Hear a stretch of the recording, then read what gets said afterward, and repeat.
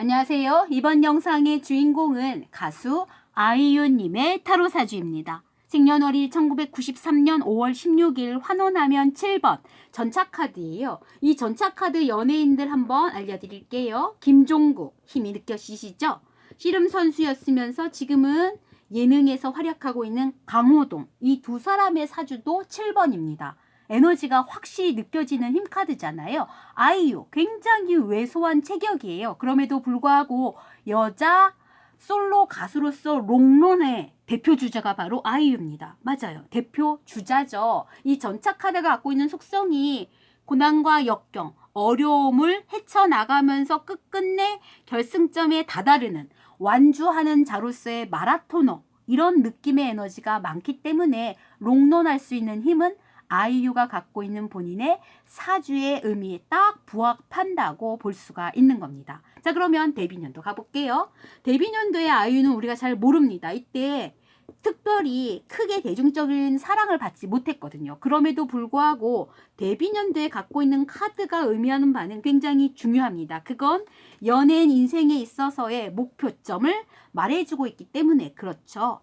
그때 얻은 카드가 13번입니다. 13번은 죽음 카드가 아니라고 그랬어요. 부활 카드라고 얘기했었죠. 그리고 더 중요한 건 이 전차 카드 주인공의 왕관에 팔각별이 있고 주변에도 지금 팔각 별들이 엄청 많이 있죠. 이 팔각 별의 뜻은 바로 뭐냐면 재생, 부활, 갱생, 이런 이미지가 굉장히 많이 들어있는 그 별이에요. 그래서 팔각별을 왕관으로 갖고 있는 자가 본인 사주인데 뭘 만났어요? 부활을 만났습니다.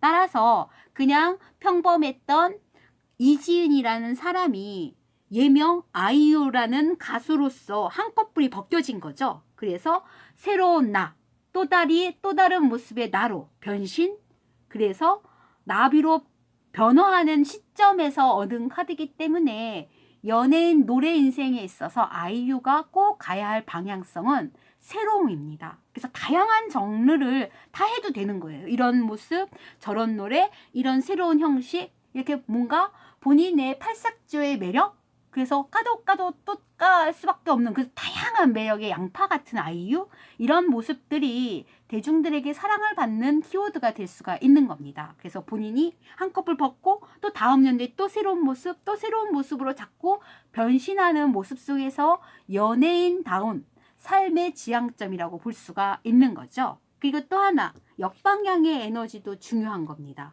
사실은 2008년도에는 역방향의 에너지가 쓰여서 그냥 아이유라는 이름만 존재했을 뿐이죠. 생명력이 없어 보이는, 그래서 그냥 숨만 쉬고 살아가는 듯한 그런 에너지로서 2008년을 보냈지만, 데뷔년도에 얻은 시점에서 2008년도의 의미에 덧붙이자면 또 다른 의미는 바로 안식년이에요. 휴식하는 시간에 대한 개념인데, 그때는 정말 손가락 까딱 안 하고 아무것도 안 해도 되는 거예요. 그래서 아이유가 뭐 두문불출하는데, 잠수하고 있는데, 이런 이야기를 들어도 상관없이 본인은 정말 아무것도 안 하고 그냥 마냥 숨만 쉬고 있어도 되는 시점이 어느 한 해 정도에는 필요한 거다. 그래서 완벽한 휴식을, 그래도 본인의 연예인 생활에 있어서 활력소를 받으려면 그런 완벽한 휴식이 반드시 필요하다는 걸 또 한번 첨부해서 얘기하고 싶었습니다. 자, 그럼 본격적인 사랑을 받았던 그때로 가볼게요. 2년 뒤죠. 2010년도입니다. 이때 3단 고음, 좋은 날, 그리고 잔소리, 이게 이제 히트를 하면서 대중적인 사랑을 받았는데, 받은 카드가 6번입니다. 그렇죠. 대중적인 사랑을 받을 수밖에 없는 겁니다. 대중도 아이유에게 큐피트의 화살을 맞은 듯 홀린 거죠.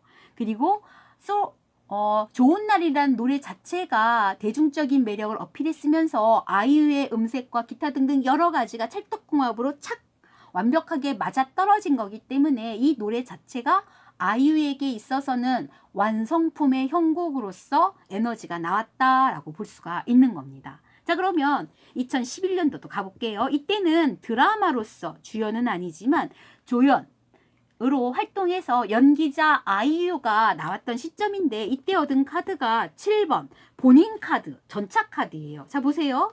본인이 전차야.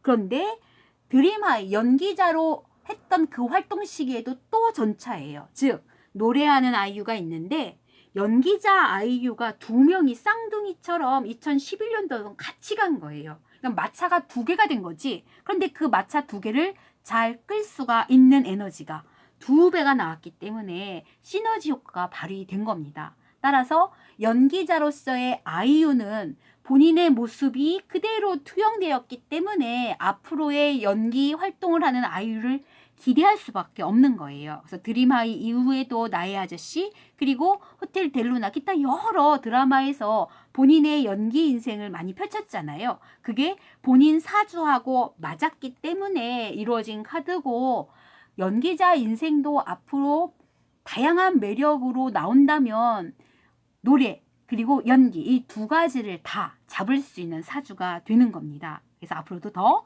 좋은 드라마에서 색다른 아이유의 모습을 보여주기를 기대하고 있는 겁니다.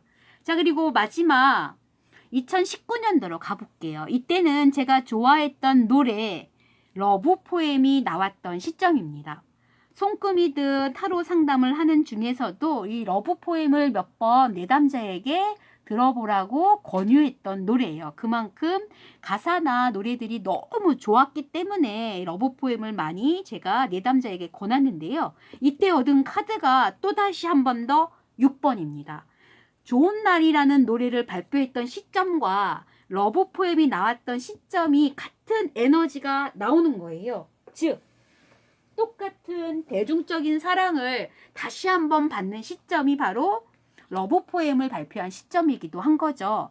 그래서 본인 노래 인생에 있어서 또 한 번 더 완성품이 나왔다라고 볼 수 있는 시점인 겁니다. 그러나 19년도의 에너지가 늘 정방향만은 아니었죠. 그래서 역방향의 에너지가 쓰였던 이야기를 조금 더 하고 싶습니다. 이 역방향의 에너지는 결별, 이별 이런 내용의 을 갖고 있어요.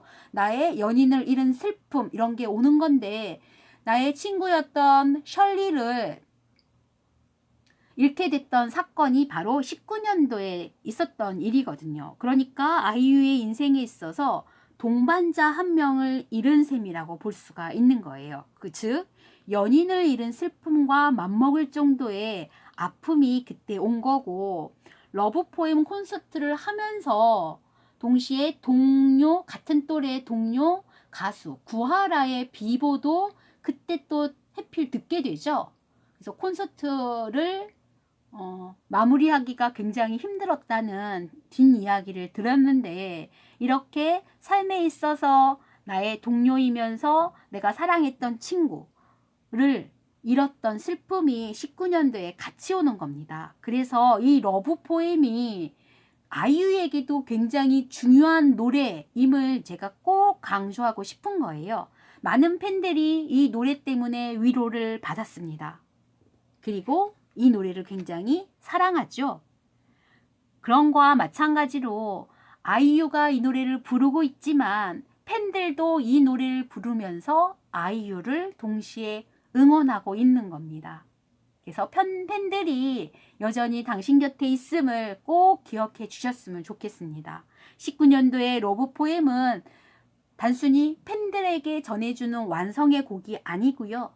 본인 인생의 노래 인생에 있어서도 러브 포엠은 본인에게 가장 어울리는 완성형으로서의 노래입니다.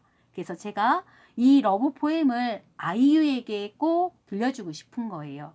본인이 이 노래를 듣고 본인도 위로를 받기를 바라는 마음에서 그렇습니다. 아이유의 인생에 있어서 연기자로서의 인생, 그리고 노래 부르는 솔로 가수로서 앞으로도 전차카드의 에너지로 쭉 롱런 하시길 바라면서 마무리할게요.